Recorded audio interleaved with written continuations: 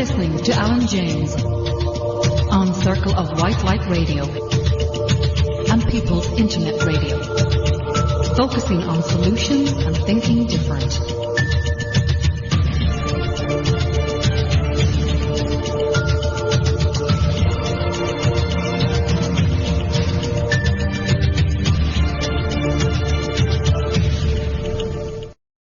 Hi folks, welcome to Circle of White Light Radio with myself, Alan James. It's Sunday the 15th of December 2019. I'll apologise now, I've had the flu. I'm over the worst of it, but as you can probably hear from my voice, it's not the best. And I wasn't planning to do actually a show tonight. I was going to just run a pre-record. And I said, right, I'll see how I get on. But I wanted to get somebody on, get a guest on who's familiar with doing shows and is comfortable with talking, because there'll be times that I'll have to switch off my mic and have a cough and drink of water too, because my throat and all that kind of stuff. So thanks for Thomas Williams from PHI, who's going to be on the show with me tonight, for jumping in, and lastminute.com and saving the show. So I'll be talking to Thomas in a few minutes anyway. But there's a few things that I have to talk about. I'd also like to mention that I'd like to thank Mandy from PHI Ireland, who kindly offered to come up and help me out co-hosting, as I might, as I say, end up having a coughing fit and clearing my throat. But that's the last thing I wanted to do, is for Mandy to come up and me give her the flu, and then she go off to her family and give her family the flu. That's the last thing I want to do. So thanks, Mandy, for offering there, but I think, you know, your health is more important there. But Mandy is going to be on the show next week co-hosting with me anyway, so we'll see her then. And thanks everybody for sending over your wishes, getting better. Thanks guys.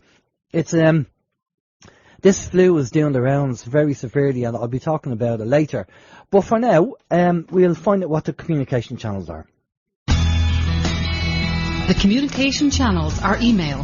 Contact us at circleofwhitelight.com, by phone 046 927 1212, or sign up to our newsletter via our website at circleofwhitelight.com.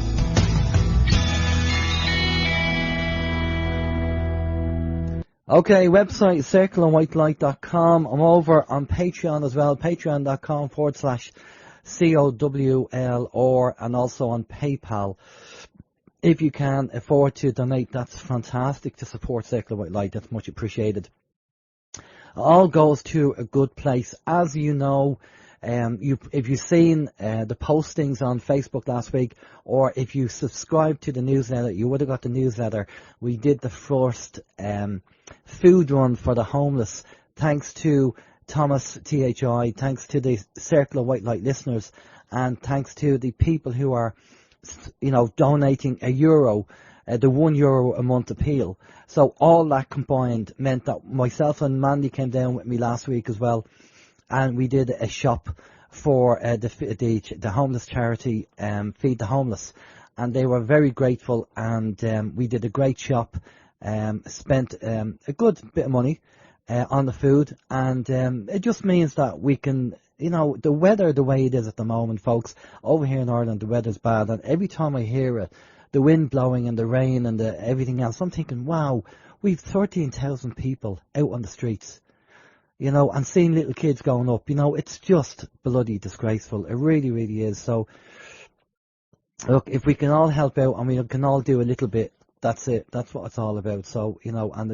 as I say, the charity were very thankful for what we were doing. Now, the plan of attack is, as I say, getting Thomas on.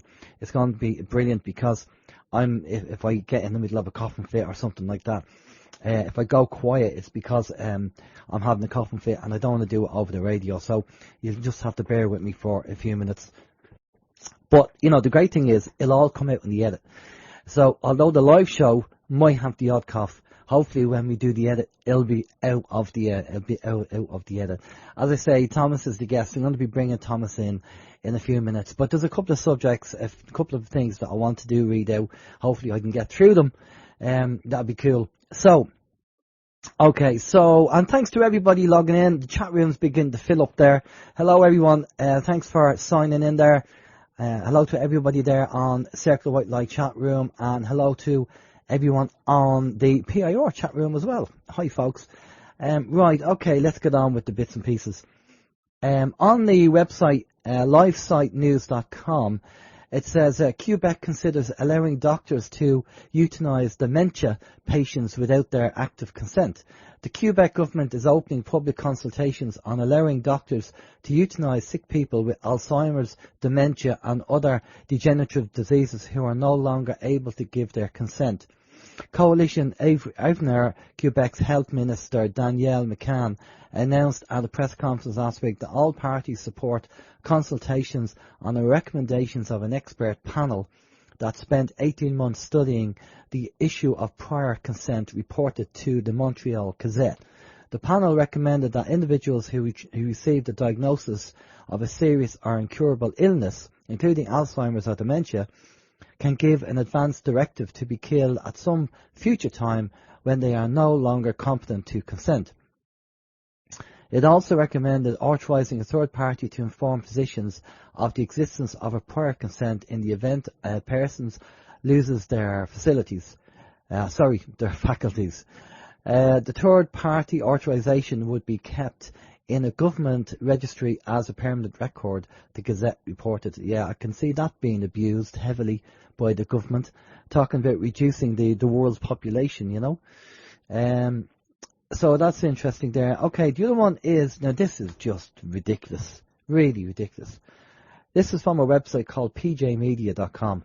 And it says, tampons are coming to the men's room at Brown University. Tampons for men, right? The student body president at Brown University, Vit Noye, will personally be handing out free tampons and pads in men's, women's and gender-neutral restrooms on campus, Newsweek reported on Tuesday. We wanted to set a tone of trans inclusivity and not forget that they're an important part of the population. Noye explained in an email announcing his bathroom project. I'd be naive to say there won't be pushback. I've had questions about why we're implementing this in male bathrooms as well.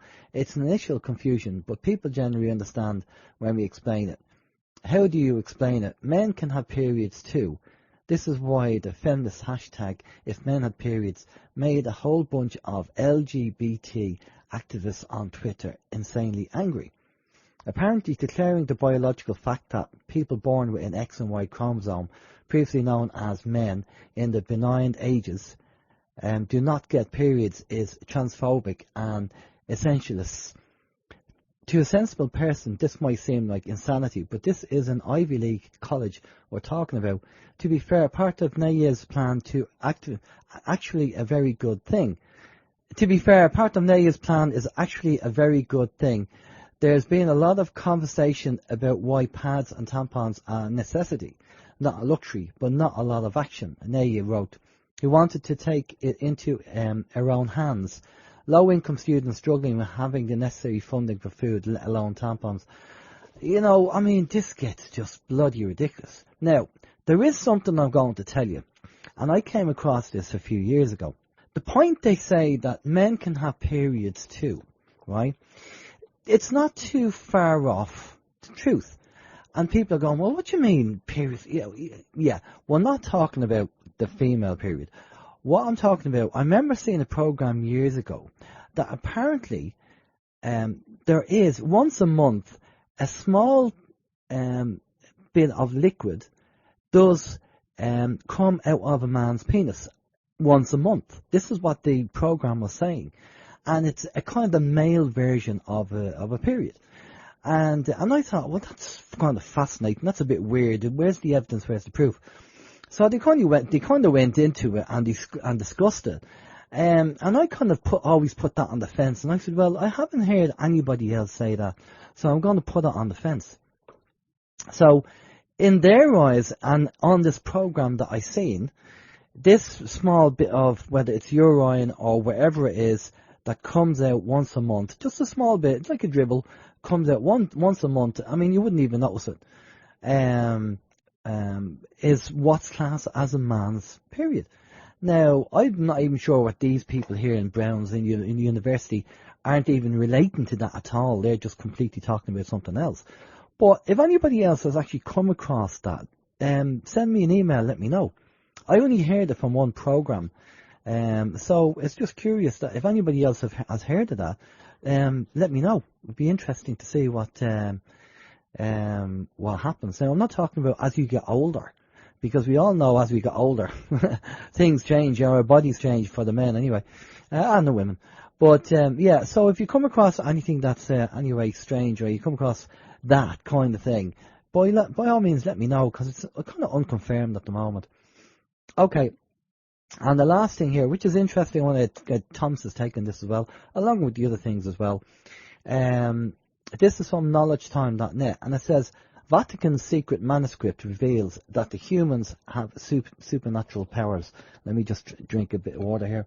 Back in 1944, Max Planck, the father of quantum physics, demonstrated that the entire universe was only energy and that everything was just an illusion. Moreover, Greg Brandon, who has studied the matrix for more than 20 years, reached the conclusion that we live in a vibrational universe and everything is connected by these vibrations. Yeah, okay, I accept that. Of course, we cannot see this matrix, for it is made entirely of energies that vibrate at different levels. Love has the highest energy, fantastic, purest vibration of all, so much so that it can heal any illness. Okay, agree with that, happy with that. A new study revealed that our DNA changes depending on the vibration we generate. Emotions such as hate, greediness, and other negative feelings damage our DNA, resulting in illness. I agree with that. I've seen the actual charts. The actual frequency of love, frequency versus hate. And hate is very kind of close together and very kind of erratic, where love is like further spread apart more, and it's more like a sine wave, and it's more easy flowing. Apparently the church has always been aware of this and has kept it hidden for centuries. It was not until 1946 when a peasant discovered tens of scrolls in the caves in Quran. Among these scrolls, it was the book of Isaiah, which teaches us the prayers to change our own reality. That's interesting. A spell then. That sounds like a spell. Since humanity, since humanity is asleep and at the mercy of evil forces, this book is extremely important. It helps to fight back those negative spiritual forces that manipulate us. There is even a prayer in this book that allows us to wake up and get rid of the chains that constrain us to this reality manipulated by the church and the governments. I'd be interested to read that book and have a look at that. Okay, my week, very quickly. Had the THI meeting this week. We caught up on a few things and had a general chat. And yeah, good meeting, and just threw around a few ideas as usual. Now, this flu that's gone around, folks, it's quite serious. Apparently there's a school in Athboy that, which is not too far away from where I am. 150 students are down with it, and they had to cancel the nativity play. And I know my sister told me there's a school up north there that they had 200 students out with the same flu. Definitely very viral, and it's doing the rounds. My son had it first, but he was quite violently sick with it as well. I just kind of got the aches and pains with it. But it really knocked me out for a couple of days, and I'm not into this kind of man flu thing. You know, I mean, I just don't like being sick, full stop. And nobody does, I know, but I'm not, you know, I should have been in bed. I should have stayed in bed, really, and I just couldn't do it anymore. I had to get up. So like, I'm still, as I say, I'm still getting over it there, so it's going to take a few more days, but we're getting there. We're over the worst part of it. And then, very quickly, just a Windows 10 warning. People that have Windows 10, something that I tried here in the studio, and I got rid of it and put Windows 7 back on because it was bloody useless, kept crashing all the time. It says Windows 10 warning. Microsoft says new threat leaves 44 million at risk. Are you affected? Microsoft has warned PC owners that a staggering 44 million accounts have been exposed to cyber criminals and hackers. Is your account one of these impacted? So there you go, folks. If you have Windows 10, be warned that your software could be compromised from hackers for some reason went on there. Right, okay. I'm going to bring Thomas in because there's a lot to talk about. We've a lot to go through. And as I say, thanks to Thomas for coming on the show and being a kind of a wingman, because I will be kind of coughing in between. And I know Thomas is a good man with good knowledge, and he can tell us a lot. And there's a few things that we're going to be talking to Thomas about anyway. So good evening, Thomas. How are you? Hi, I'm fine. Thanks for having me on. Yeah, how are you doing? I thought I'd get through it all without coughing, but the odd cough came in there. Oh, but well. it'll all come out in the end. How are you? How's life? I'm doing okay. You know, there's a lot going on. But it was kind of interesting listening to you with having man flu and needing man pads. You need to put them up your nostrils, you know. Yeah, I need to put them somewhere. I know there might be people out there making other suggestions. I won't. Yes, yeah, the multi-lettered alphabet group, and not just the CIA. What's the crack with the man pads? Well, I mean, seriously, you know. Only listen. I have to say this. Hang on. I have to say this. Only in America. Yeah, pretty much. Yeah. I'm not. I don't know upset the American cousins or our American listeners, but only in America. It's all distraction. You know, that's all you're seeing now in the news. It doesn't matter which country you're in. It's these headline distractions, and people react to it. You know, you have to look beyond it. What are they trying to achieve? Well, the fact that they've made a statement about it. Why did they have to make a statement? They didn't. They could have just done it, and then nobody has anything to say. But the point is, they made the statement, and so they're looking for a reaction, and it's the old problem, reaction, solution, and distraction. That's all it is. There wasn't a need to have an announcement. Yeah. Who cares? Yeah. Divide and conquer again. It's the old game. They just keep playing the same game over and over again. You know, but this is the way the news works these days. It's all headline statements and getting people to react to it.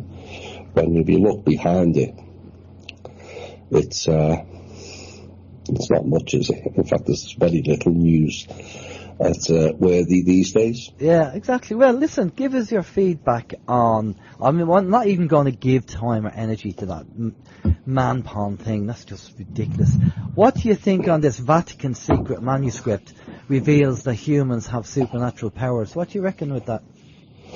I was going to say no poop, Sherlock. Yeah. It's you know, we've covered a lot in our shows about soul development and the 7 planes of development, and if you reach the top plane, preferably in one lifetime, you can then go on to, or the soul goes on to the next level, which won't be earthbound. Earth, not necessarily Earth, this planet, I'm talking Earth is an inhabited planet. So then you would go into other planes, you know, cosmic and universal and multiversal, etc., etc. And that's where people or beings, doesn't matter, or plants, etc., become gods. That's the real term for a god. It's not source. It never will be source. But soul development, each person can attain the status of a god by soul development. And what's happened on this planet is that there's been people who haven't and beings that haven't developed their souls and just come in, flashed about some old technology, because all technology is old, and says, I am a god. Well, clearly your behaviour and the way you go about things says that you're not. You know, and it's littered throughout all the cultures and all the religions. These people were not spiritually developed or advanced in any way, shape or form. And it's ego. But that's the problem. You can develop the self and go on out of the astral and onto the mental planes. But if you're going to, because you've switched on some of your dormant abilities, which are all hidden in the so-called 95% junk DNA. It's all there. It's not junk at all. And it's the likes of the church and these think tank clown groups that have disempowered humanity when we have everything contained within the vessel. Yeah. I agree with that. I agree that we do have abilities. I mean, the whole idea, look, the psychology is very simple. Let's take away, let's not tell them how powerful they are and make them feel that they don't have any power or control or anything like that. Make them into slaves, basically, and then we can control and manipulate them better. And that's worked for them for thousands of years, so why not keep pushing that program? Well, that's the whole gist of the church. It's disempowering. That's all they're interested in, is disempowering people. You know, so they look more special than everybody else. Well, actually, you're not. It's just not. You know, everyone's equal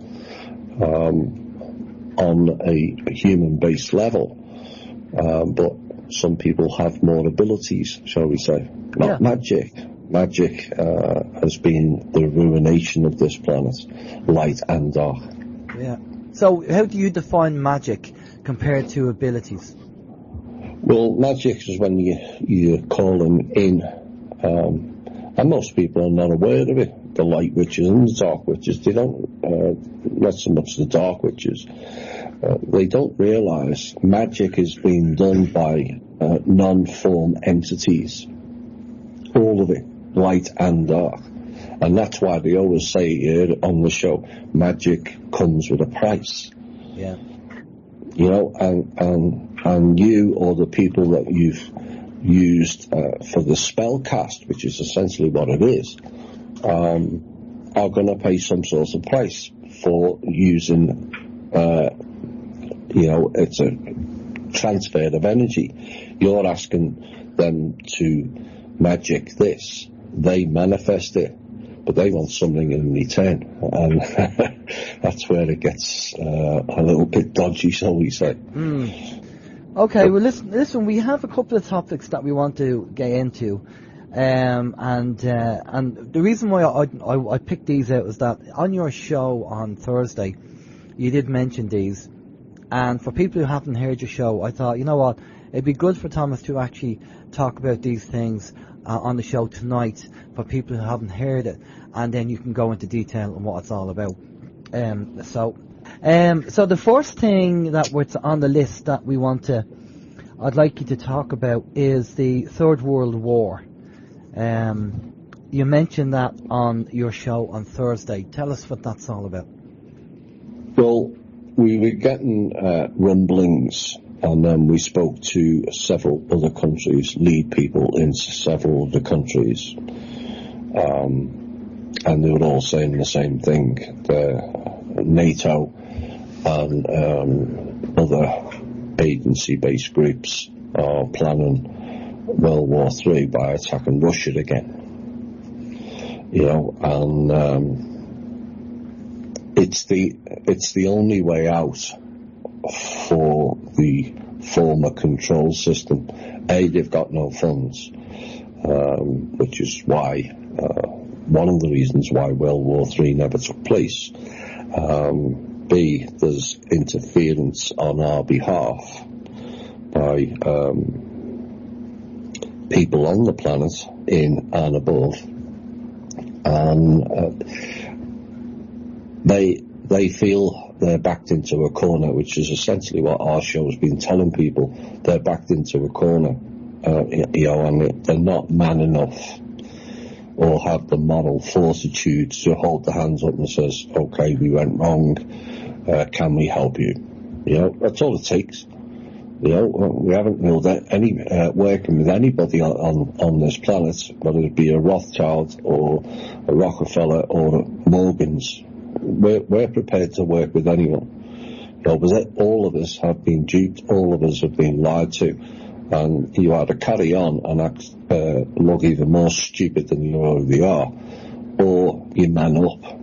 And this is where some of the bloodline families and so-called self-important people are struggling a bit, and they resort to type, which is what their gods always did, and use violence.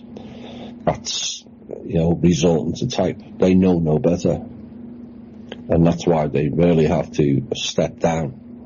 And I would prefer something to take place and force them to step down, because they're not running human-based programs, they're running the former control system program, some of which was off-world.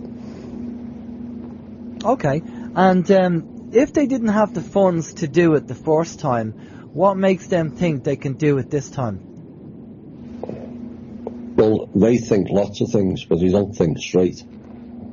They literally have no clue, Alan. They've got no plan. They've got nothing. They've got no assets. You know, Rothschild asked them for a plan months ago, and no one came up with it. There's no one knows how it works. The only people that know how it works are Kim and I, and the ones in the trust, because we've seen the whole system. They haven't. Everything's compartmentalised, and they've got no clue, you know, half the time of what we're talking about, because they think they're so important and that they were so far up the tree they would know everything. Well, actually, they were in the bottom branches of the tree and didn't realise. Yeah, well, and this is the same with politics. We have politicians out there who think they actually are important and think they know what's going on, but it's all hierarchical and compartmentalised, and unless there's a need to know, they're not told it. And they think they know what's going on, and they don't, because there's always somebody above them that knows something that they won't know, and they're not being told. And it's just, it's amazing that they don't understand that principle. If most presidents or prime ministers, although some are and have been taught over the past few years, know less than the average THI off-planet radio and OYM Circle of White listeners. And I'm not joking either. Yeah, and look, I totally agree with you. There's people that, you know, who are listeners to the shows on a regular basis. They could walk rings around the politicians because they don't know it. But then again, they probably don't want to know it. All they want to do is stick their nose in the trough and get their 4 or 5 years in politics, and then they retire in a whacking pension, and that's it. End of. That's it. That's all they want. That's their goal. They're no different to the portal people, the newsreaders, or the priest. They read scripts given to them. None of them check it out for its validity. They're just bots. They read scripts. They're not there to understand it. They're not there to ask questions either. They're there to read scripts, and here's a nice brown envelope to shut up. Well, I was just... This word came to mind just now, political prostitutes. And the reason why them two words came to my mind was, you know, politicians who want to make a career politics shouldn't be a career.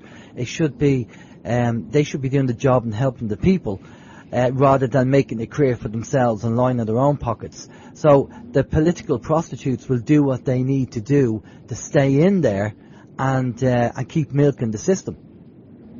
Well, you keep hearing that, this one appears to be okay and this one appears to be okay. No, none of them are. this is where they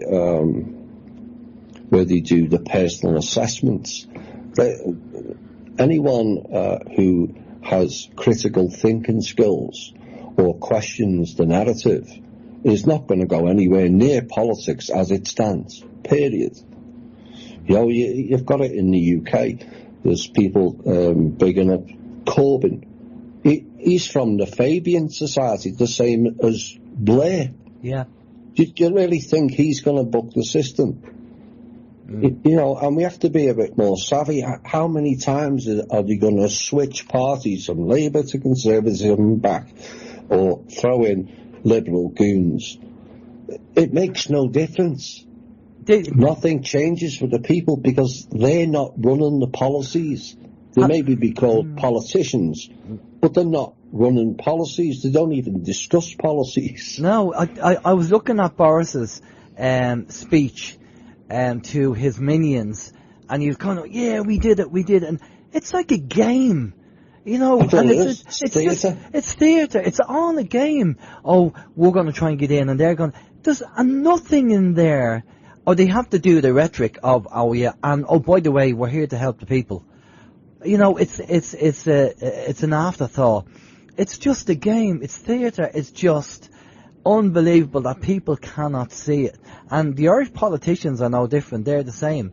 It's all theatre. It's all just a game. It's all about they want their company, because each party would be a company, and they want their company to control the corporation, which is Ireland.com or Ireland Limited, until, you know, after another 5 years, then another company comes in and challenges that company to run Ireland Limited for another 5 years. That's all it is. It's just, you know, just to be in power, to get the aphrodisiac of power and, you know, war and power and more controlling everything. The people don't even come into it. I mean, over here, as I say, with the homeless thing, with the way things are over here in Ireland. I know in America you've homeless, and the UK is no different. Ireland being such a small country. And I just don't get why, you know, well, I do get it. I really do. I mean, all these politicians are there, and not one of them has the balls to come on TV and literally expose what's going on and talk the truth and say, we should be doing better and exposing what's going on. I mean, for Christ's sake, our Irish government, I don't know whether you heard, Thomas, they ordered a £800,000, €800,000 printer for the government building, and then they found out that it's too big to fit in the room it was supposed to go into. I mean, well that doesn't surprise me. Civil servants, you know, are as thick as pig poop. Let's be honest. They're just script readers. You know, and this is what people have to understand. If you keep doing the same thing and expecting change, you're as bad as them, because they don't change. The names and faces just change. Yeah. But the policies don't. So you can't expect, because they're a politician, them to come out and talk about what you want to talk about. Because they're not. They're never going to do it. Yeah. Until, you know, we build up the people's movement in the various countries, and then we force them into doing it. That's the only way it's going to change. Because is the people take their place, providing the people don't go down the same dark path as the ones that went before them. You know, taking backhand deals and all this stupidity. You know, that's the only way it changes.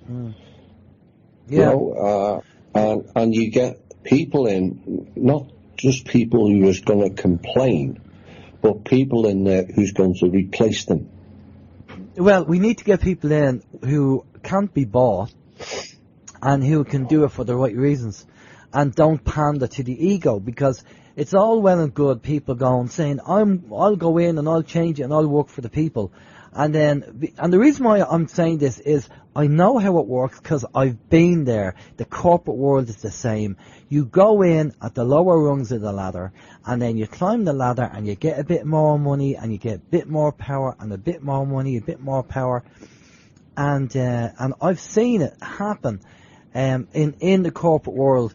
And before you know it, they've got their credit card and their expense account and their company car, and all of a sudden they build their little empire, and that's it. And the ego kicks in and everything else, and then because they want to keep climbing the ladder, they become the yes men for the board of directors. Because if you don't become the yes man for the board of directors, then what happens is you don't get any further up the ladder.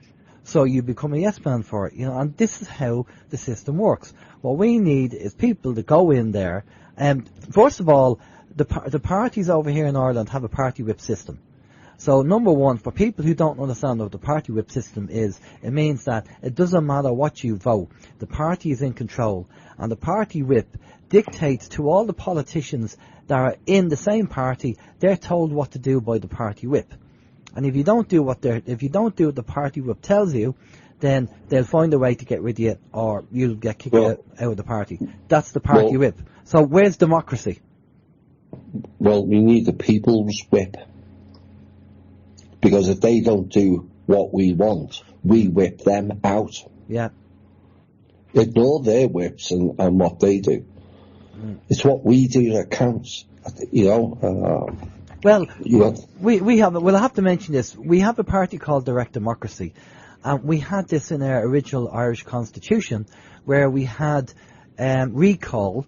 So if a politician got elected and he wasn't doing his job, he could actually be recalled and fired by the people, plus the fact that we could have referendums. So if the government says, we're going to send all this 500 million over to a third world country, and the Irish people go, no, hang on a minute, that money should be ours because it's for the Irish people, we could call a referendum. So we do have a party here called Direct Democracy who promotes this process. And we had as I say, in our first Irish Constitution.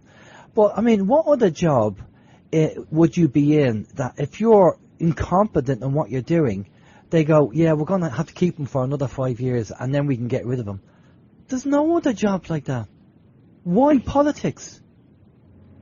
Because it keeps them in the system in control. Yeah.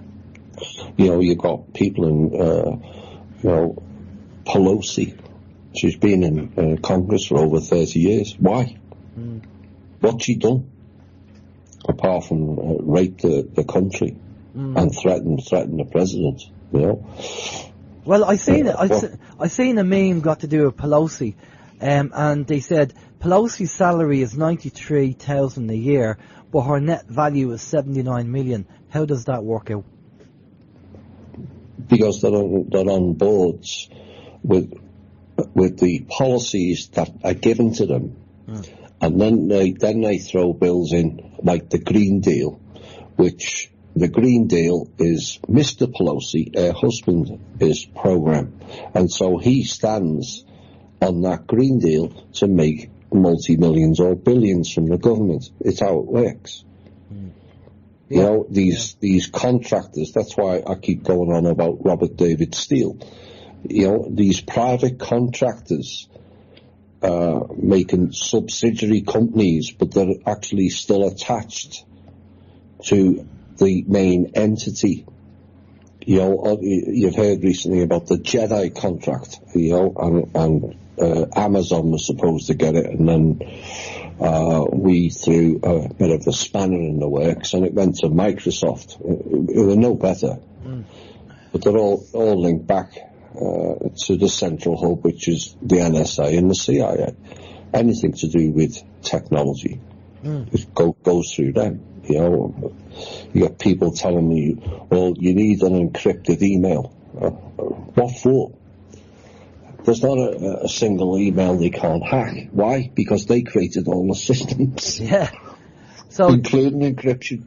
So even the people that are using encryption emails, there's no point. And I don't use any encryption emails because I know there's no point. Because, I just assume that they're watching and listening to you 24 hours a day. And if you go with that premise, then you can't be too far off the mark, I know they are. Yeah, you know they are. So me and you have talked privately on Skype, and what did you say? Does the clicking noise or something in the background? They're rustling papers, yeah. Yeah, they're rustling papers in the background, lovely, So we have a private conversation, me, Thomas and the NSA. Yeah, it's brilliant, Okay, listen, so just to sum up there, the Third World War thing, they may be looking to do it, but chances are they're not going to be able to do it. I think it'll get stopped, but it may involve some certain incidents. But if they think, that's why I put the warning out, if they think they're going to launch missiles on the surface while they hide in luxurious underground cities with free energy, they've got another thing coming. As the first missile that gets launched, those will get wiped out. Cool. Okay, well that's good to know. What's good for the goose, as they say. Next question is, excuse me, NATO and China and the 500 billion. Yeah, NATO's the one who are mainly pushing World War III. Why? Because NATO are a private army for the Rothschild family. Of course, we had the meeting last week. Trump walked in, heard nonsense, and walked out rather quickly. Which didn't get reported in the media, as they don't report anything of any use whatsoever. But Trump had heard enough. It's the same. NATO is wrapped into the Paris Climate Agreement, and the other kid, Greta. That's all it is. Tomorrow belongs to me. Springs to mind with that girl. It's using kids to make people feel guilty and push people into stupid decisions, And the Paris Climate Agreement is nothing to do with climate at all. Zero. What it is a backdoor where NATO are claiming more percentage of a country's GDP. In fact, they're also talking about taking over all the country's in-ground resources, not just 2% as it was, all countries' in-ground resources to fight climate change. No, they're not fighting climate change. They want to fight Russians and start World War III and loot countries again. Why are they doing that? Because they've got no access to the banks or the form of trust is why. And every single politician who signed that Paris Climate Agreement did so at the behest of a brown envelope which went into their back pockets. Every single one of them, including Obama. They were paid out of JP Morgan account. Oops. And that's what it's all about. And there were all kinds of pomp and ceremony, and Trump walked out within minutes, and then they tried poisoning people. Okay. Is that got to do with Trump? Not as I understand it. Okay. Right, okay. So where are we with NATO and this China 500 billion scenario? Well, they're that desperate for funds. They're coming up with all nonsense to, it's not their fault, but these people will report on markets and finance is based on the public version, which is not the real version anyway. There's a front side of the bank and a back side of the bank. A front side of the stock market and a back side that is 4 to 7 seconds ahead of live time. And reporting, well, the country's doing well because the stock market's going up. No, that's not the real stock market. That's the public version. And China is bankrupt, period, bankrupt. They should have crashed in August. That was the event we were talking about in August. Now, three banks have gone, a fourth is on its way, and 500 more are struggling. to survive. Well, once they go down, then it's going to have a knock-on effect, and the rest will follow globally. Are we talking? Do you have a deadline or a timeline for this? No, there was no time. We thought it was going to be August. Yeah. Times and dates. You got to remember.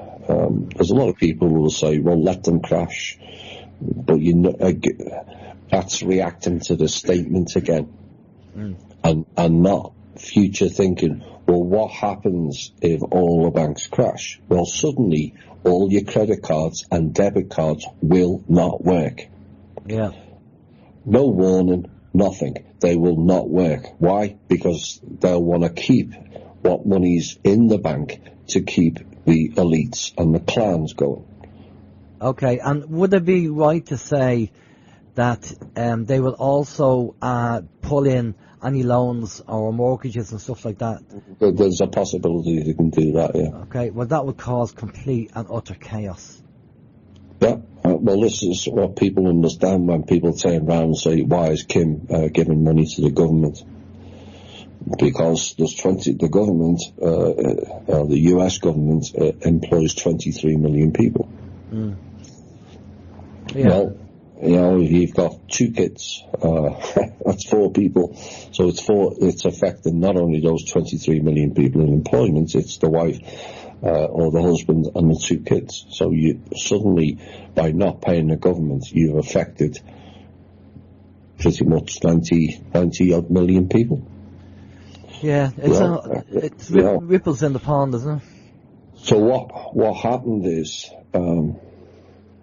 they were trying to get China a bailout of 26 billion, but it gets reported in the financial and portal people news as $26 billion in cash. No, it wasn't. It was in vouchers.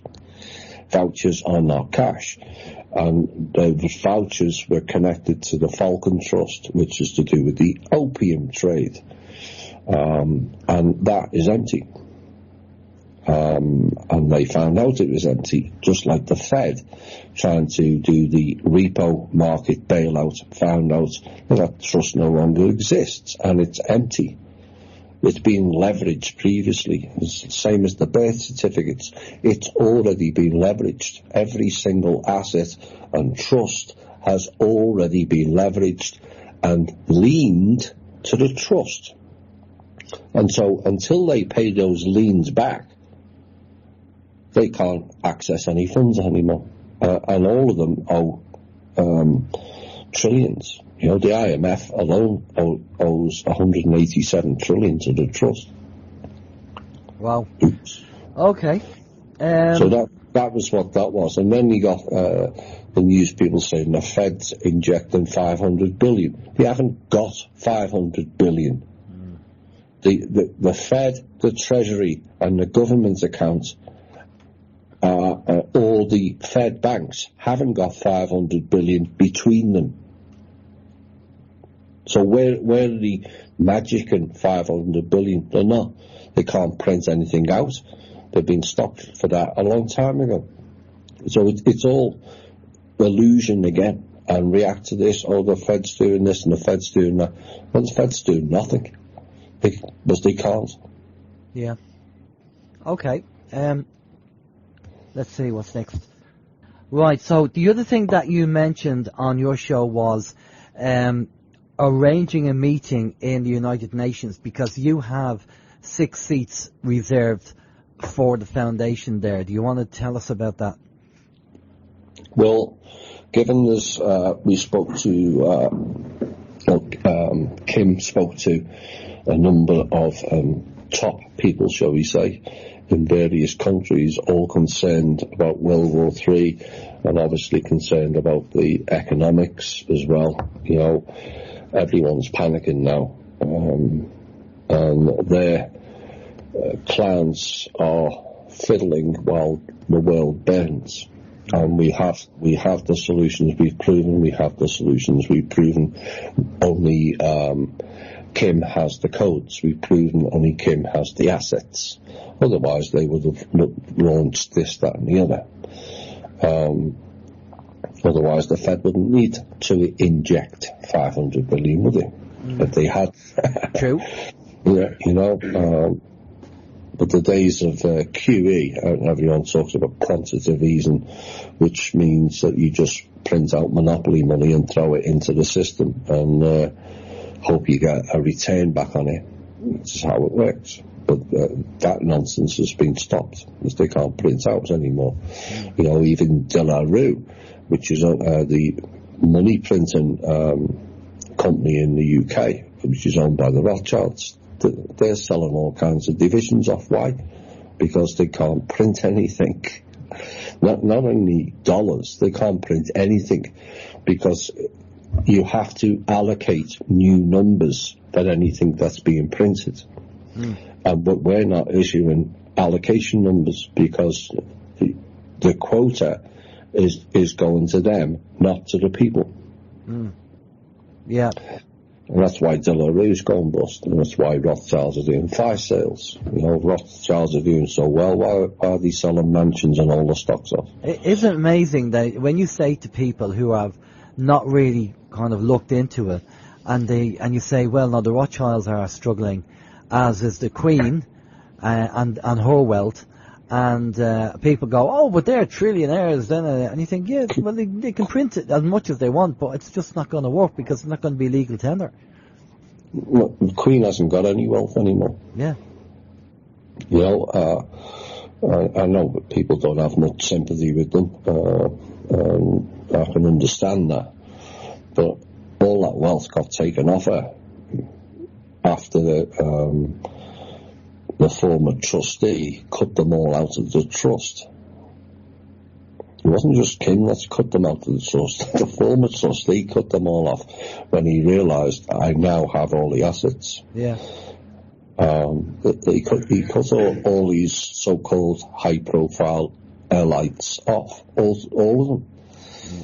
And so then it became like a dogfight where that we're going to take this, and there's always a hierarchical order, and all that gold that the Queen had that was in the warehouse, all of that got taken off her. And essentially they're told, I think a figure was of, you've got £2 million pounds a year. Well, there's a lot of staff for £2 million pounds a year. People think it's a lot of money, and it is to us. But when you have all kinds of staff and all kinds of functions, 2 million doesn't go far. No, that's not a lot for them. The US government goes through 10.5 billion a day. Yeah. Mainly because it's the highest employer in the world. So 2 million is pittance. And you've got all the pomp and ceremony and all the staff, this, that, and the other, it's for the PR version for the public. And that's all she is now. She was told everything was stripped off her, and you're just acting as a PR. The figurehead, really, that's it, yeah. A figurehead. And they're fighting her. They tried to kill her a number of times because they want Charlie Chuck in. And he's ordered of the black sun and as dark as anything, along with his father. Yeah. What about the whole Andrew business? What do you think of that? He's been thrown to protect higher-ups again.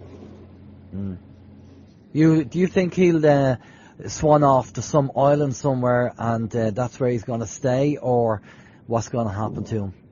Well, yeah, he'll disappear one way or another, whether it's a public event like a car crash in a tunnel, or he'll disappear to one of the underground cities and people won't see him. Okay, that's interesting. So the UN seating for you and the foundation, you, Kim, and the foundation team, what's the plan of attack there? Well, because there's a lot of concerns, we laid down the challenge for not only those people who rang us, I'm talking high-profile people, I'm not talking average run-of-the-mill, for them to make it happen. Because somewhere along the line, the world needs a public event. It's not just the alt media. The world needs a public event.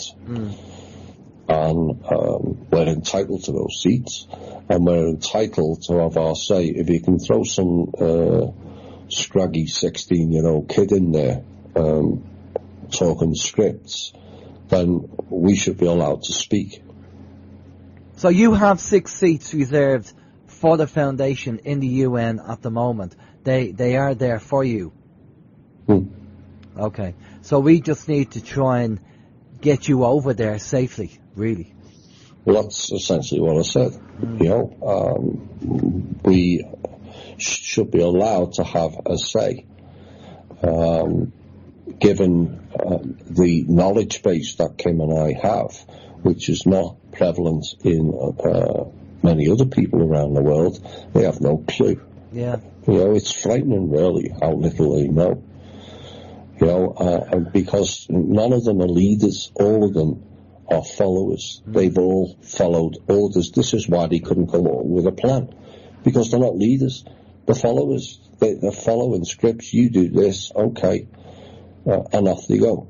And if you don't do it, you get a bullet in the back of the head. That's how it works with them. Yeah. You know, and they don't know how government works. They don't know how banks work. You know, Kim tried to do a transfer, and I won't name the destination or the bank, but she tried to do a transfer, and there was issues with the system, not the quantum system, their systems and platforms. And Kim asked them, we're talking major World Bank here, Kim asked them to do a manual transaction. Now, there's a couple of thousand people in that building. You know, none of them could do a manual transaction in a bank. That's terrible. This is what we're dealing with. Yeah. You know, and I know one particular person said to Kim, do you realise you're going to have to teach all of the banks? You're going to have to be employed to go into all the banks and teach them how to operate the system. That's just madness. But then again, the tellers behind the actual in the banks, I've said that, you know, to a teller before a few years ago. I said, do you understand what fractional reserve banking is? And she said, no. And I thought, but you use it on a daily basis. They just don't know. The CEOs don't know what fractional reserve banking is. Alan. Yeah. I'm telling you, they don't. Yeah. You know, you had one clown from Wells Fargo asking Kim for $80 quadrillion. You know, when you, the GDP of the whole planet is around 120 trillion a year. Ballpark, anyway. Yeah.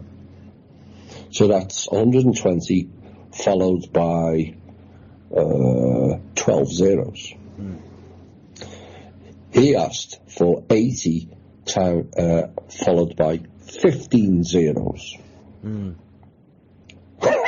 So he obviously had no concept to. Well, what happens, Alan, is you know the bell for the stock exchange. Yeah. Ding. Yeah. After the first ding and 80 quadrillion, or even 40, or even 20, or even 10 quadrillion, or even 2, the whole system would collapse. Yeah. And the world economy would tank.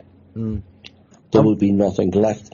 And you've got the head CEO of Wells Fargo saying, give us 80 quadrillion. These people don't understand microeconomics, never mind macro. Yeah, this is what the trouble is with people believing the inverted commas RV, not understanding the fact that the system would crash in minutes, and it's just an impossibility. Carrots for jackasses. Yes, exactly. Yeah.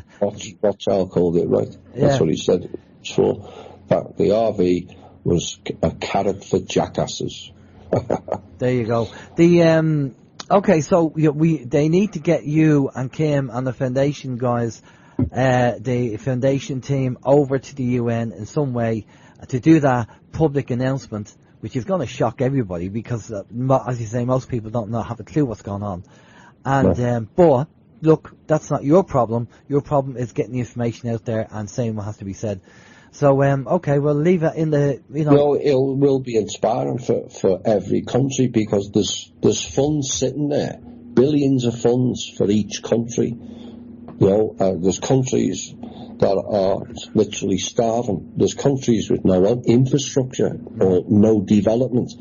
And there's funds there in the trust waiting to go out. Yeah. Like to the African countries, but they need to throw out Citibank, who are like the Federal Reserve. So every transaction that goes into Africa, any one of the countries, it has to go route through Citibank. Well, they need to throw them out and have their own bank, and all the central banks throw them out, throw the IMF people out, because when we sent money to, I won't name the countries because it causes issues, and people get killed. We sent money to several African countries, and the IMF sent mercenary goons in and threatened the central banker not to release the funds. And this is the problem, because people will ask the question, what is stopping the funds from being released? The funds are there, but it's the cabal and the fact that they have control over the banks.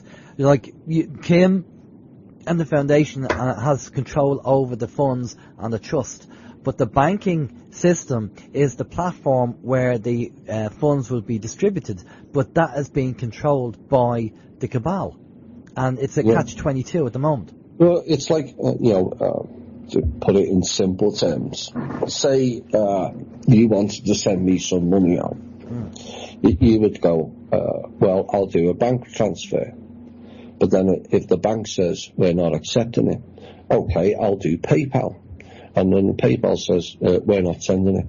Okay, I'll do it by post office. And the post office at this side says we're not releasing it. Okay, I'll send some cash in the mail. And the mail just says we're not sending that letter. That's essentially what's going on at the moment. It just takes one. There was one situation where we had the DOJ, Department of Justice. We had Department of Homeland Security and FBI telling the bank teller to release the funds from that account. Then they get a call from Rothschilds or some fake Chinese elder, and the bank says no. With the Departments of Justice, FBI, and the Department of Homeland Security standing in the bank, Alan. Yeah. Well, there you go, folks. There's the evidence there. The funds are there, ready to be released, but they want the people to have funds. Yeah. They want them to have funds and us to have nothing. Yeah. That's the whole top and bottom of it. There's the greed again. There's the greed. All for them, nothing for us. And that's been the system for hundreds of years.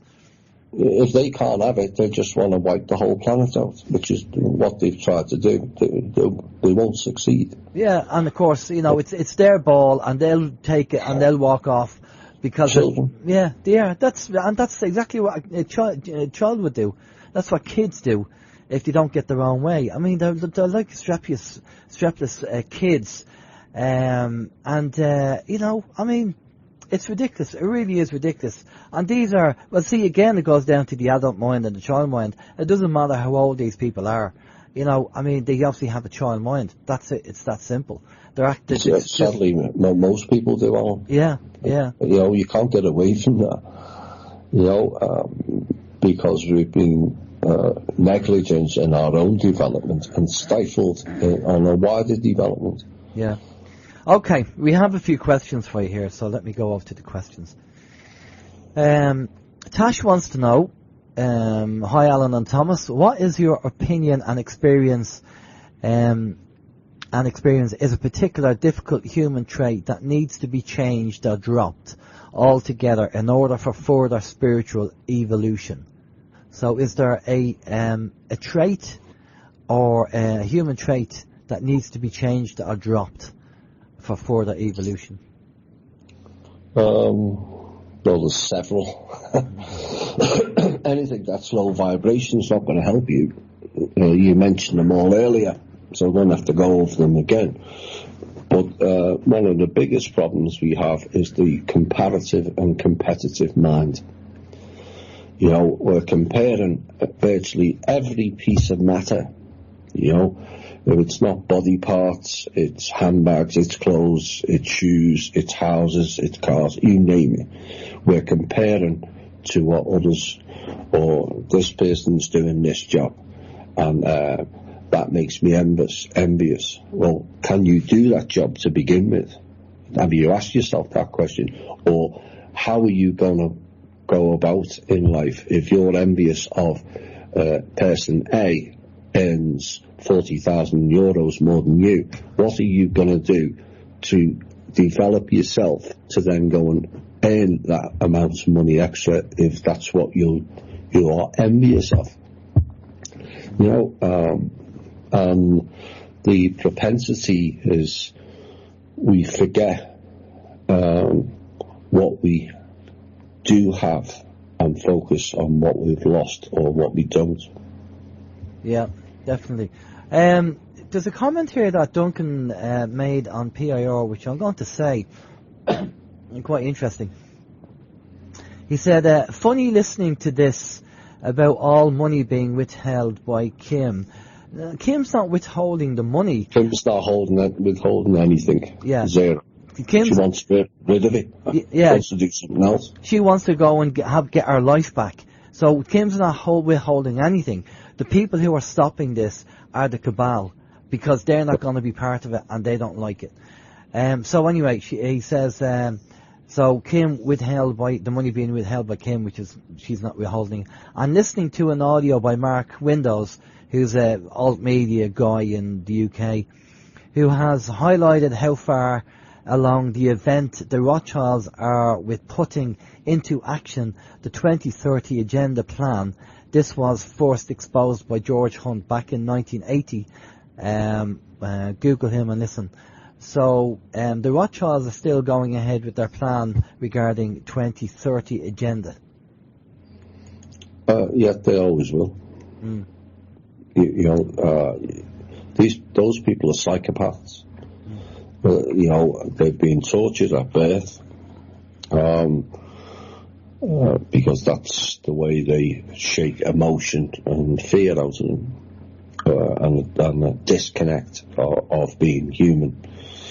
And the Rothschilds are more reptile than human, to be quite honest.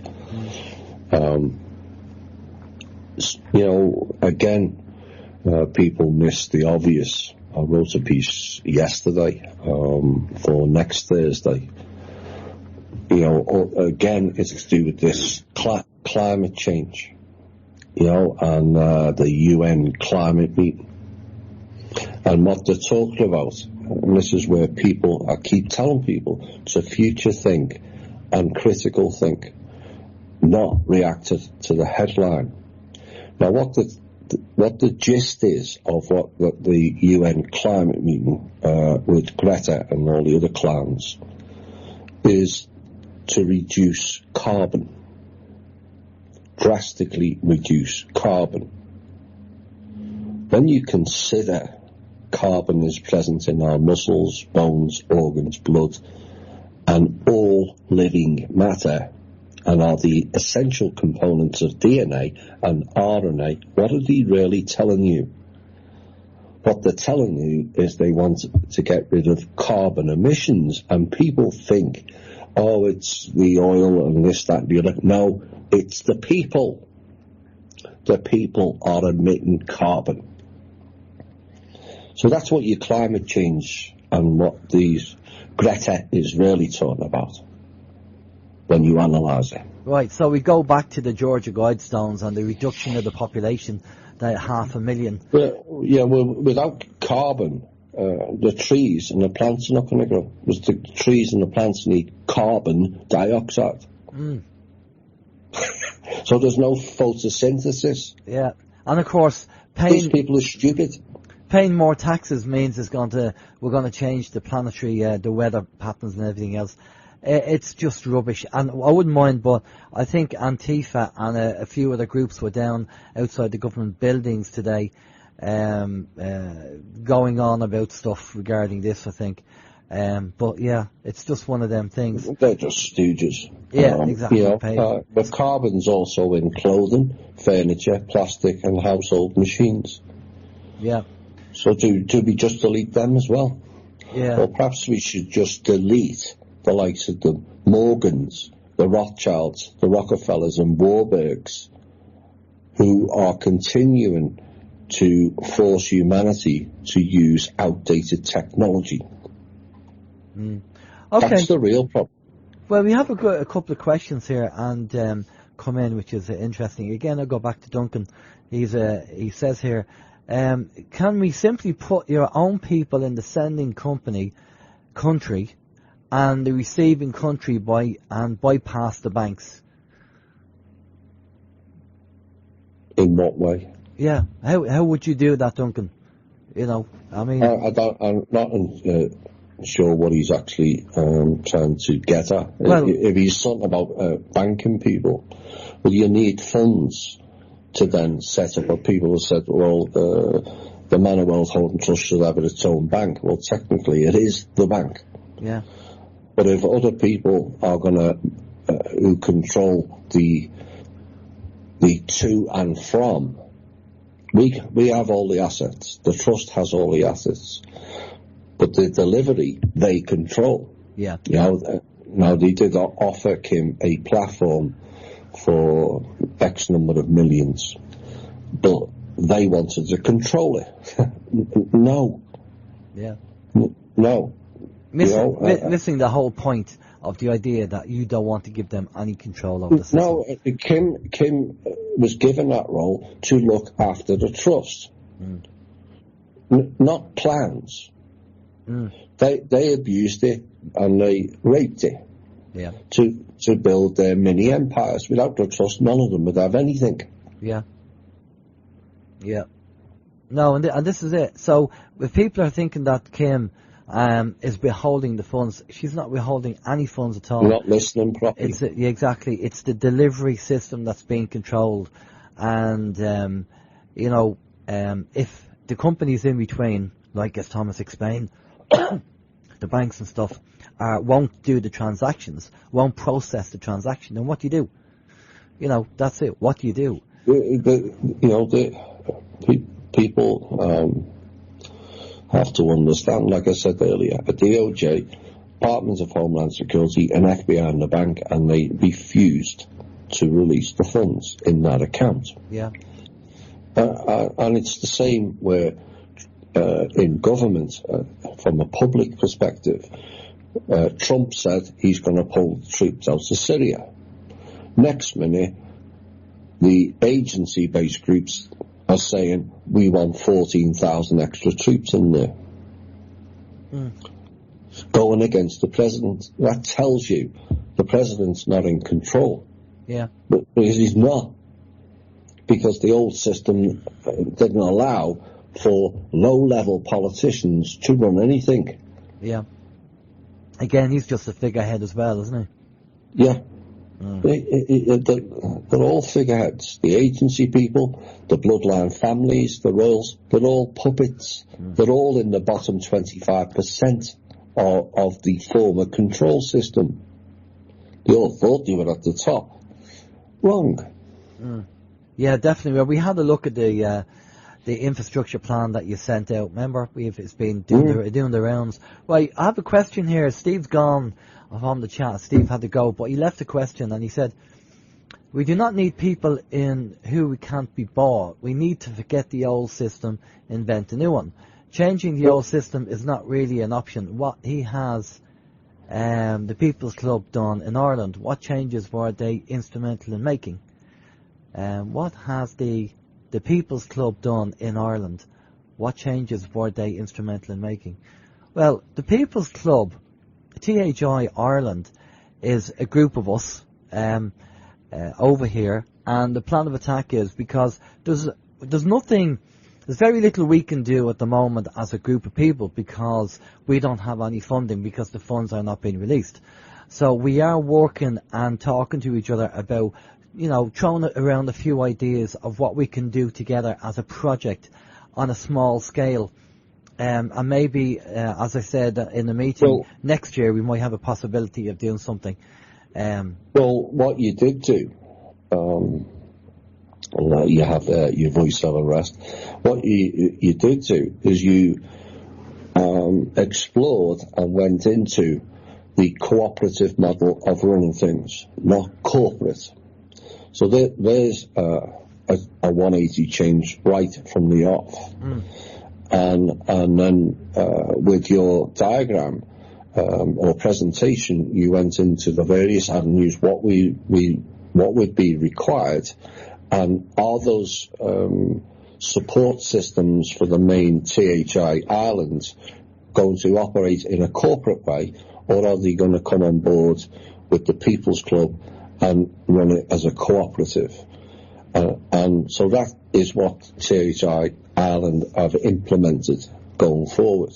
And yes, it would be better when the funds come out. But as you've heard, Kim wanted rid of the funds pretty much straight after she got them. But once she realised what was involved, she had no idea.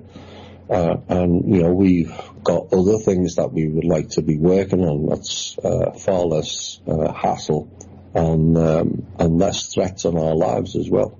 Yeah, plus the fact that, okay, it's a small start, but as I say, we did the food run last week, Feed the Homeless, and part of the donations that helped us was the €1 a month appeal, where people are sending in €1 a month. Okay, PayPal do take their fee, so it works out to be something like 66 cents. But between Thomas THI in the US, yourself, Thomas, the people donating the €1 a month, and donations from the Circle of White Light listeners, we had enough funding, and we have a bit of funding left as well to do a little bit more as well. So, I always say, an orchard of 1,000 trees, the first tree has to be planted. So it does take time. Now, I know Steve hasn't been involved in THI Ireland, so he doesn't really know what's going on and what we've been talking about and what's been happening. So, but there's a lot of things going on in the background, But there's two key things here that people have to change the mindset. One is we have to simplify and everything can go back to basics. Nothing works anymore. It doesn't matter where you go or what you do, nothing works. You can't do a general transaction without someone messing it up, or it doesn't get delivered right, or you put the wrong address or something. The whole system is a mess. And so the people have ended up like scientists, where they make everything complex. And we have to reverse it and go simple. Nature. Yeah. Now, the other aspect is I've seen this, and it's happened in many groups. They think they have to do something big, when several small projects is far more beneficial than one big one. So just those two aspects of people changing the mindset changes a lot of things. The way you think, the way you act. Keep it simple. Why are we going complex and making everything where nobody understands it? They've already done that to us with legalese and all these contracts and paperwork. Nobody understands it. Mortgages. Yeah, it's because of ego. Because it's been said to me with Ralph Ring when he said that, look, nature keeps things simple. Man complicates it out of ego because he feels he can do a better job.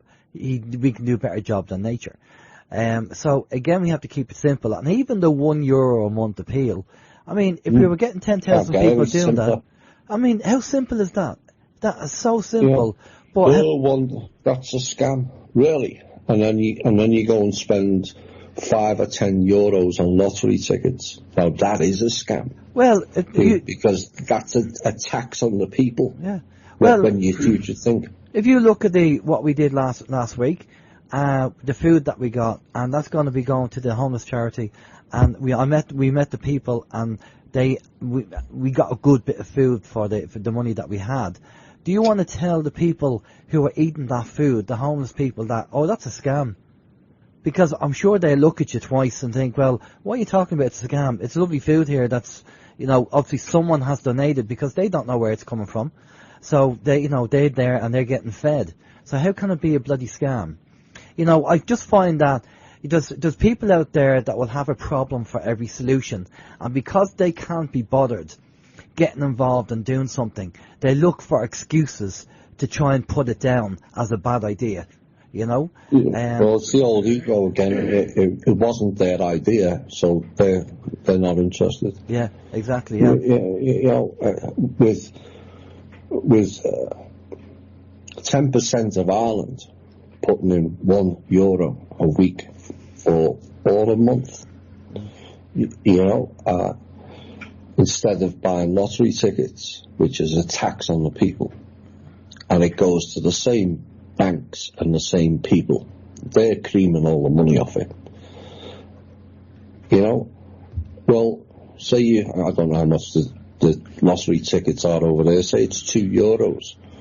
Well, that's €8 a month. With the chances of winning anything useful of slim to none. That €8 a month means everyone wins. Yeah.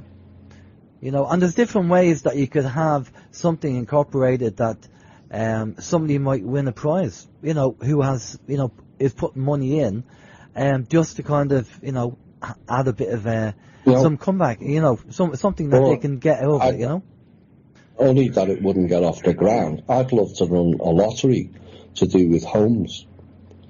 So, the top prize and people have the mortgage paid off.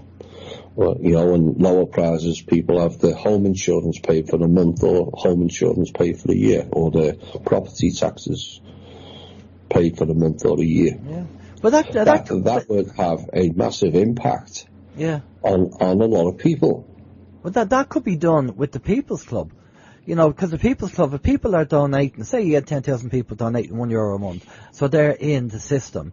And then they get pulled out of a raffle once a month, and the prize will be, we're going to cover your house insurance for a year. That's your prize. So practical things, not rubbish things that, No, it's gonna impact, I don't know how much people's home insurance, say it's €1,000 a year. Yeah. That €1,000 can, in America, they can go and improve people's health and get their teeth fixed or whatever. Or, you can go and actually have a vacation, which is becoming a rarity now, because life's all about work. Yeah. With that €1,000. Exactly. Or, there's many things you can do with it. Should be used in a practical way. Right, I want to get through the questions here, and again, I apologise to the listeners with my throat and everything else. We're getting there. Right, okay, so that's Steve's question out of the way there. Next, Peter wants to know, have you heard about the Miller Act notice from Michael McKeeban, founder and CEO of Leader Technologies Incorporated? It could change everything regarding the theft of his technologies. Miller Act notice? No, okay. No. Nothing there, Peter, I'm afraid. Tash wants to know, do the clowns still control the gold and silver prices? Is there any type of time frame for proper valuation to be returned to the people? Yes, they do. And if it was properly evaluated, the prices would not go through the roof like the clowns in the alt media tell you. They would actually go down. Silver would go up because it's rarer than people think. But gold is not rare. And neither are diamonds. Okay, so they're not rare, but like the scarcity card is being used again, yeah? Like the old scarcity. We're running out of food, we're running out of water, we're running out of oil. It's nonsense, because it's all abiotic. Yeah. No, it's the game they play all the time, isn't it? It really is.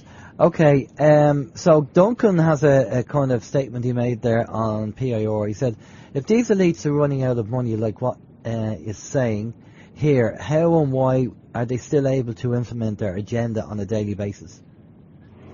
Because they have a system, they all work together. People who step out of line pay a heavy price. And they control all the industries. And fear plays a big role. It plays a big role in the people. And we've all experienced this. If you're driving down the road and a cop car's behind you, you go into fear. Why do you do that? If you go into court, even as a witness, you go into fear. And it's that same fear-based program that's keeping the whole thing together. It's fear that the people won't take the system on. Yeah. If you're it's like in America, it's illegal to pay taxes on your income. But you can't have one or two people going, taking the system on, because they control the courts. Yeah. They control the media. They control the government, etc., etc. And the work that we're doing is breaking those minions down. The psychopaths are always going to be psychopaths. They're not going to get any better. Well, thankfully, a lot of them are old now, and quite a number of them will be dying off in the near future, one way or another. Yeah. But are the younger generations going to take up the mantle? Well, some will. But if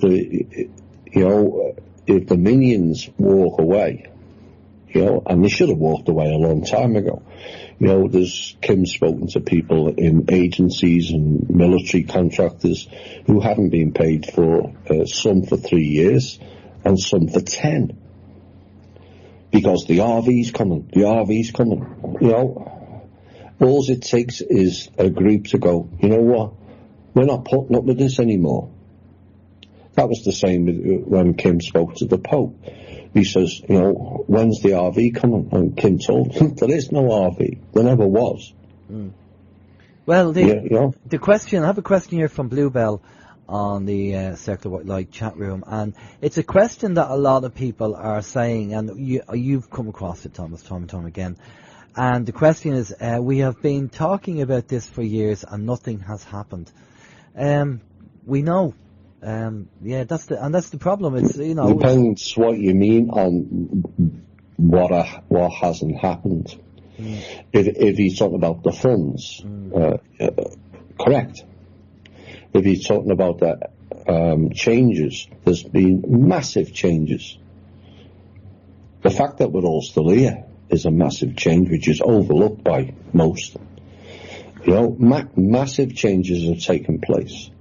There's been over, I think it's somewhere in the region of 200 to 300 presidents or prime ministers who have stepped down in the last 18 months alone.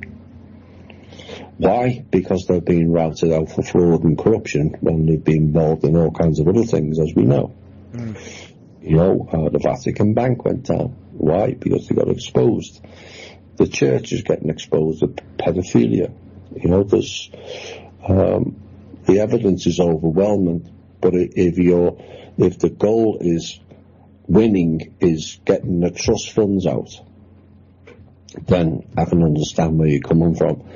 But the trust funds is low priority compared to the bigger picture. It's low priority. Because you remember, money is a control system. We've tried everything. Kim spends 16, 18 hours a day, 7 days a week, and I'm not far short of that either, to try and get the funds out. For people to turn around and say nothing's happened is pure ignorance. There's a lot going on. You just have to kind of do the research and check it out. I know people kind of relate it to the money, but as you say, if there's 489 changes to be made in society and the financial system is one of them, there's a lot of work that has to be done. Yeah, and the work starts with you, and everyone listens. You can't ask for change and not be the change. But this is the problem. People want everybody else to fix things for them. But if you've got the old mindset, it's not going to change anything. You can throw billions at it, but if you're going to operate in the old mindset of greed and not need, it's not going to change. The money will run out, and then what? It's the old saying, isn't it? What happens next? Yeah. And again, as you said earlier in the show, Einstein said, if you start looking for a different result by doing the same thing, it's not going to happen, So we have to change our thinking, but we're so all programmed into thinking the same way because the system has us that way. We need to be thinking outside the box. And this is why I love the idea of the €1 thing, because it's so simple. It really, I know I go on about it, but it's so simple. It's simple, and just, it's just... the people who are asking for the trust funds, we can get it started. The trust funds would be the bonus. It will come out eventually.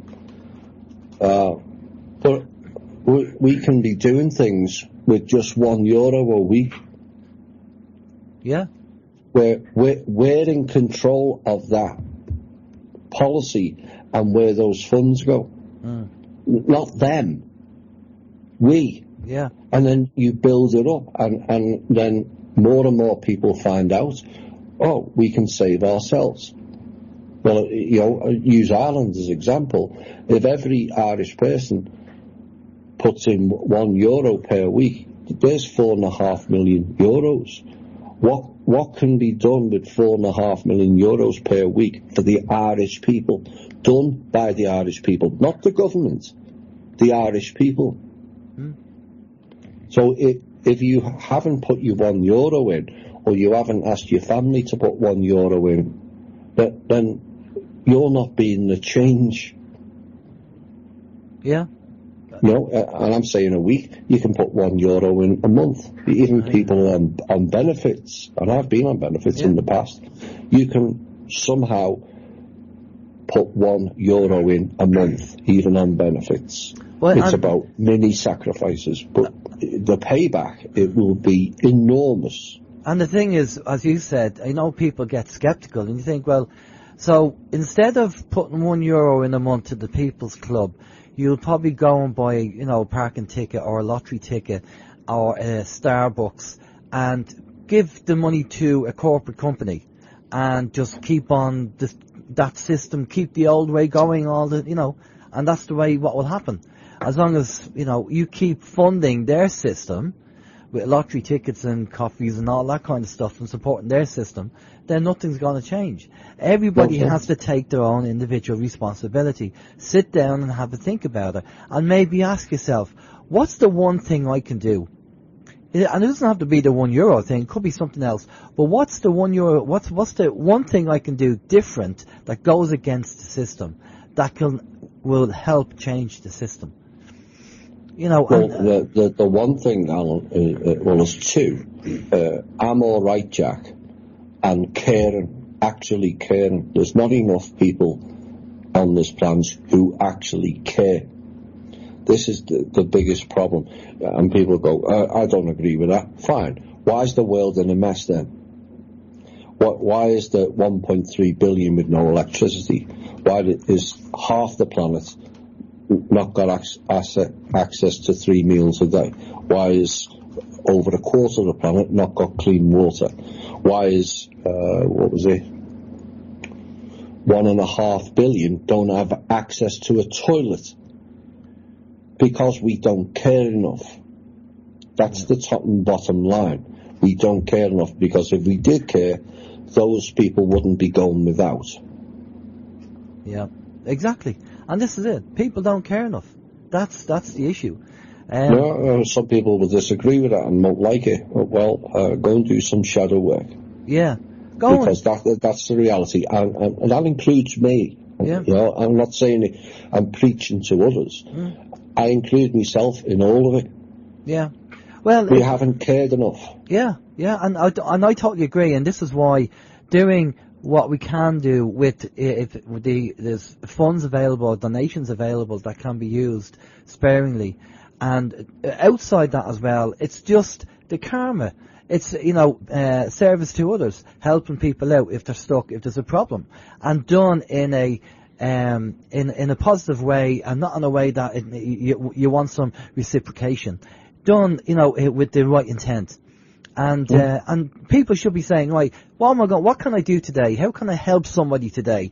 What kind of good karma can I put out there? That's the question should be asked every day. And I think if people start doing that, then society will change. We need to go back to the communities. Yeah. Everyone has an elderly person, or even a couple, in their road, street, or cul-de-sac. Do you go and check to see how they are, or do you just leave them? It's the small things that make, and there's a lot of small things that we can all do that doesn't require money. Okay, listen, I want to get this in, because there's other things I want to talk to you about before we finish up.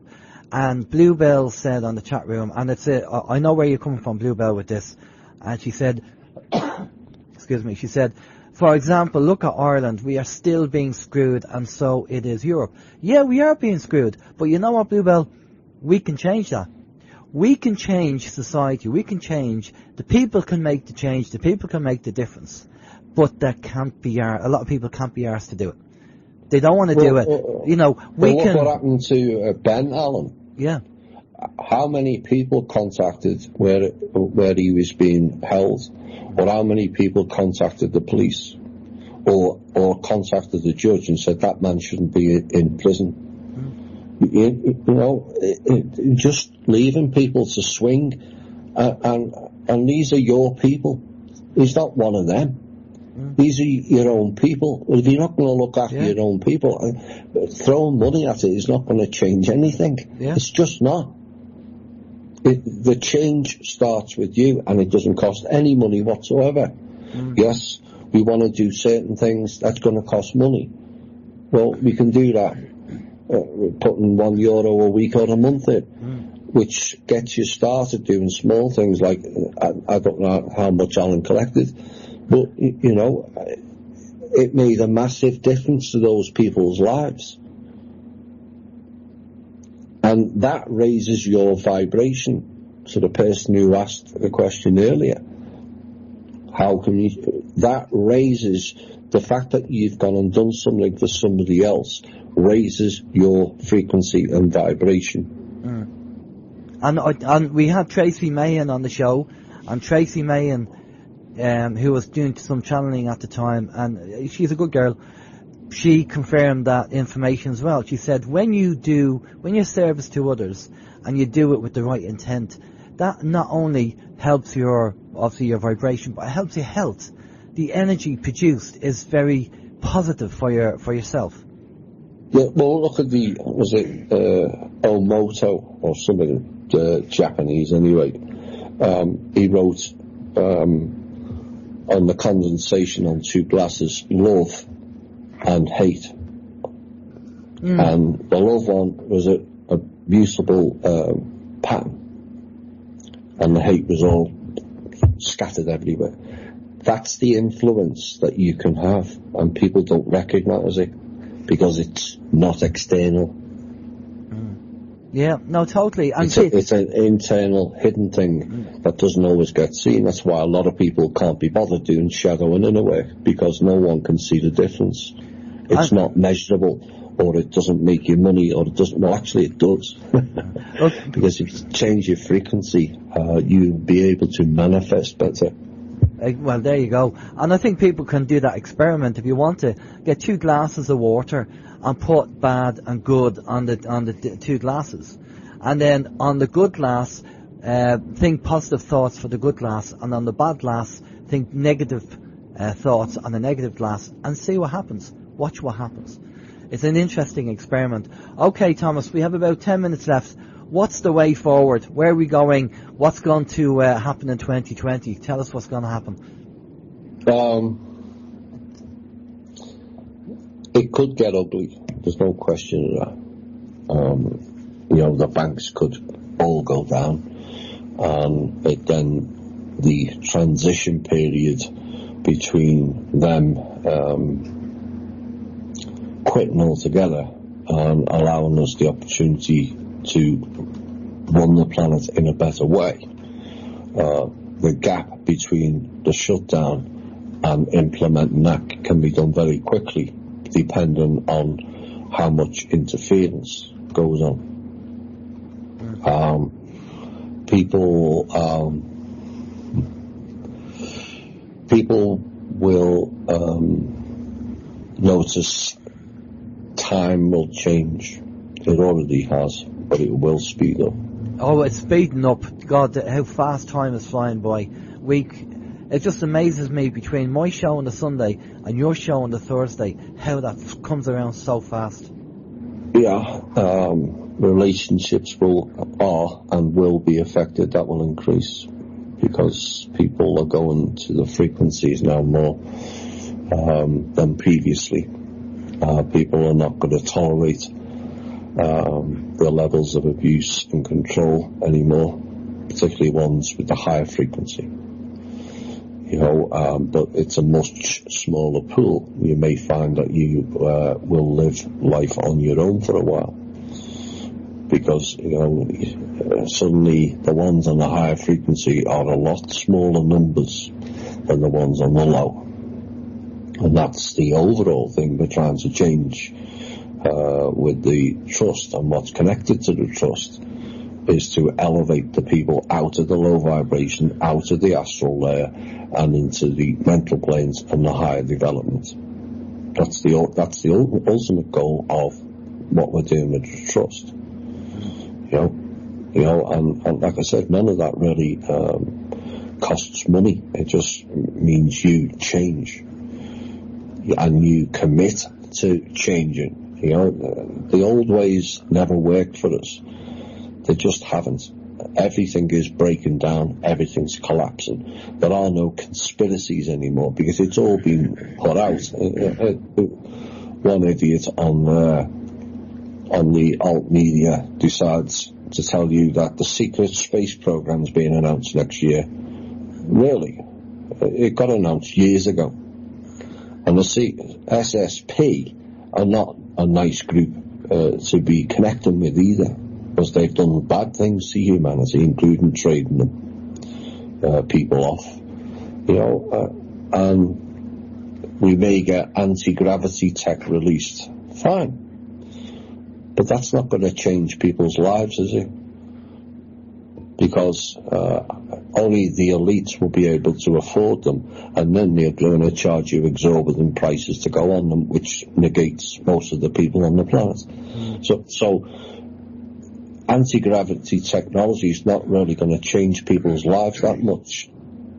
Long term it will, but not short term. And announcing ETs exist is not going to change people's lives either. I will say that there is a THI group that we know about, obviously, Thomas, who are doing great work regarding alternative energy, and they have some great news on that front. Oh yeah, they're powered by bullshit energy, pure and simple. Which group? I thought you were talking about the Bubba group. No. I'm talking about an actual THI group who are working on good, Yeah, we have them as well. Oh, we won't even go there to that other group. Forget about that. Don't even give it energy. Well, the trust contains a lot of the patents because they were all pledged to the trust, and I'm aware of some of the alleged new technology, which is not new. It's all old, thousands of years old. Just gets introduced when they can weaponize it against the people. You had laptops in the jungle in the early 70s with Wi-Fi. I think you showed me. Did you post up the photo of the guy in the 70s in a Jeep or some kind of truck or something with the laptop on his leg? And this was in the 70s? Yeah, well, there was, I don't know if it was a UFO program or Ancient Aliens, and they were going on about I think it was the Gemini program, 1965, and something went wrong with it. And a guy came in, and he got all the rows of the old monitors, and a guy came in and put a laptop on the corner of the desk. That was 1965. You know, and we got it 30 years later. Yeah. You know, they had people talking about cryptography. They were doing that in the early 1900s. Yeah, this is why, you know, you have to question everything. Anything they come out and say, oh, this is new technology, you know, you can guarantee this has been out a long time anyway in the general public. There's nothing new under the sun, Alan. Nothing is new. Yeah. It's all whether they can monetize it and keep control of it. And of course, a lot of the new technology is reducing costs and reducing the corruption that goes on with the oil. Yeah. And so they're not going to make as much money on it themselves. So that's why they block it. And you have like pre-programmed obsolescence in the products because it keeps the old wheel going where you have to buy product X because product Y is not as good, you know, and all that kind of stuff. Well, you know, they had technology in 1906. You know, you're talking there 114 years ago now, where none of us had to pay electric bills. Well, we've paid all these electric and gas bills. Again, they're just slush funds to go to the same people, you know, like so the Rothschilds again, PG&E in California. They just blow a transformer, set fire to the land, throw the people off the land. Oh, and let's build Rothschilds, buy up the land because the people can't afford to pay the mortgage. And here's a new vineyard, or like what happened in Paradise. You know, they opened the gold field that's underneath there. Well, the people's houses were in the way, so they burnt it all down. You know, this is what these people do, and they'll release technology which is lazy man's tech. All technology is lazy man's tech for abilities you already have once you develop the self. Yeah. Healing machines, you can heal yourself. Well, again, it goes back to the article I read out at the start of the show regarding the manual that the Vatican have, that you can, you know, we have all powers and abilities. We just have to be shown how to use them. Well, listen, Thomas, we've reached that time. A big thank you for coming on, and thanks for being the saviour there, being able to jump in because my throat is still a bit ropey. But we got to the end of it, which is fantastic. So, yeah, onwards and upwards. So, what's the story for THI, for your show for Christmas and stuff? Do you have anything planned for that?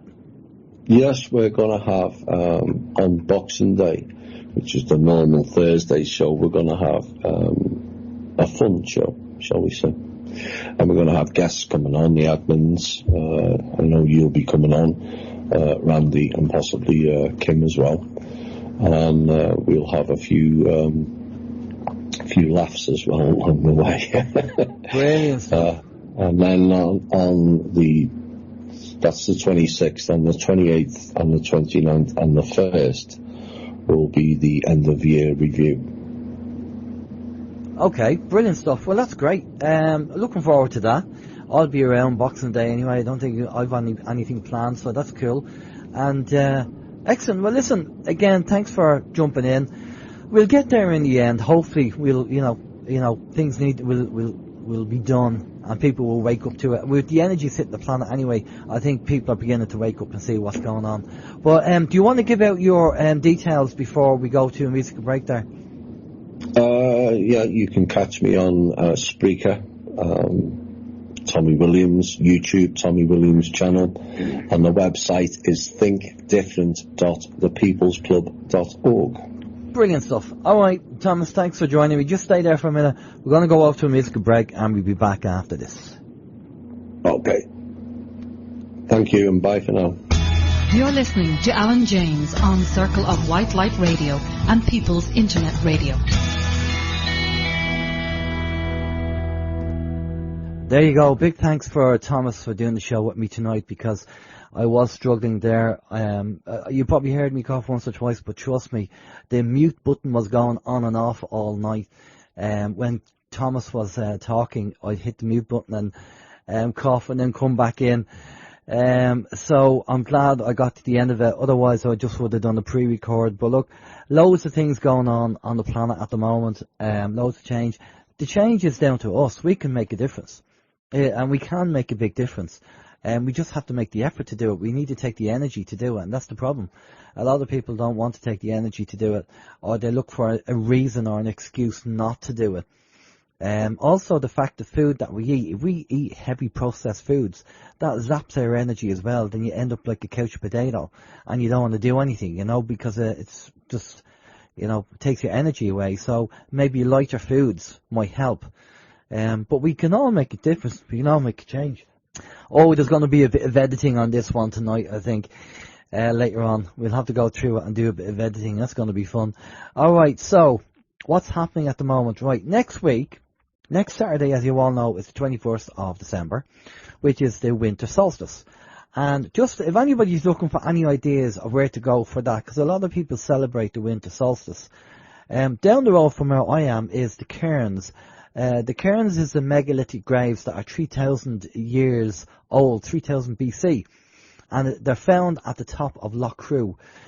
So every solstice you'll find people at the top, either for the summer solstice or the winter solstice. So you have to climb up. So wear your hiking boots, and if you're not into a lot of climbing or you can't do it, don't come, because it is a bit of a climb. All right.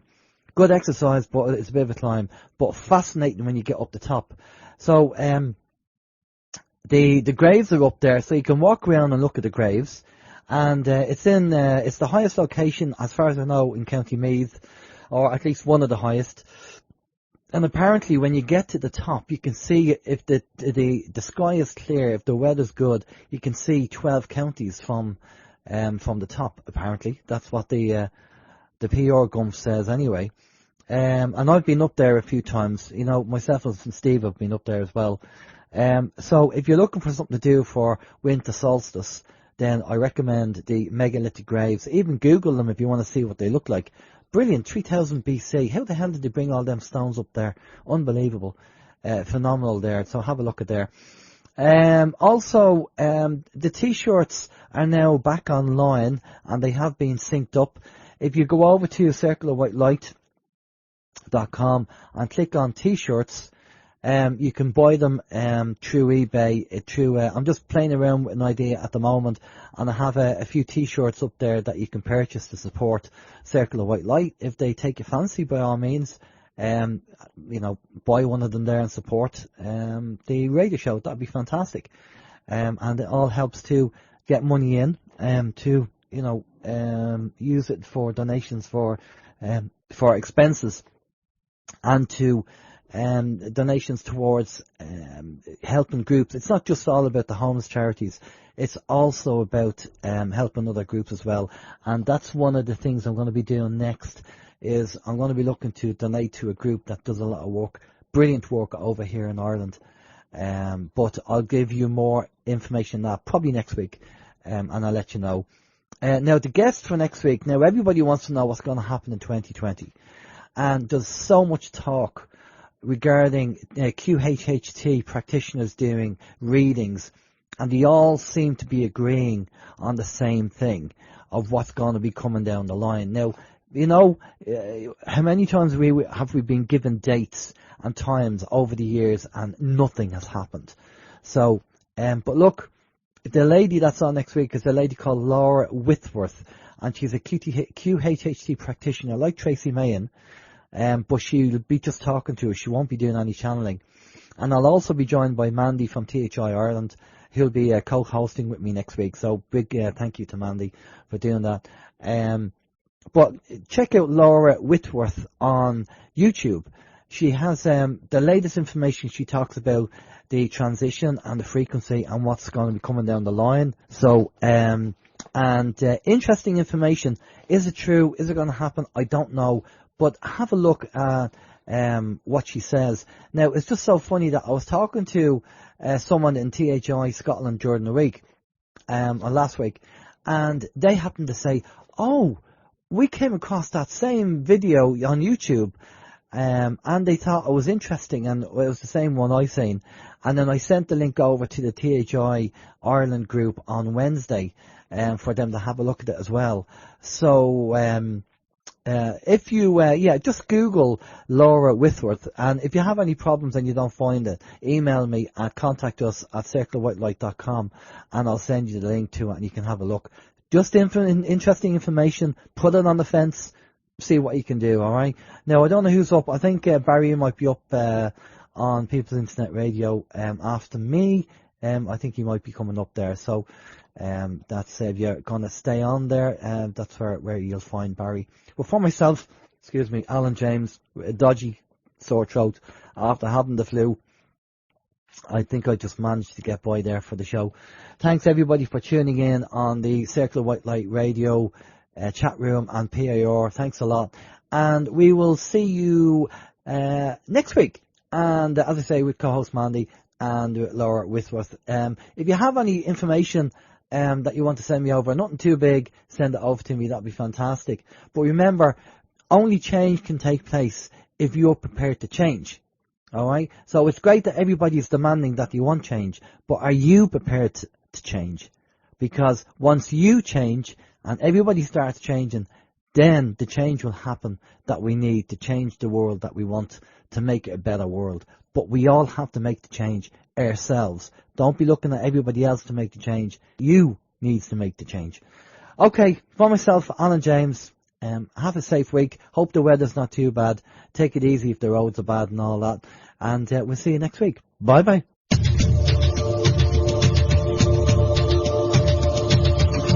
You have been listening to Circle of White Light Radio on circleofwhitelight.com, focusing on solutions and thinking different.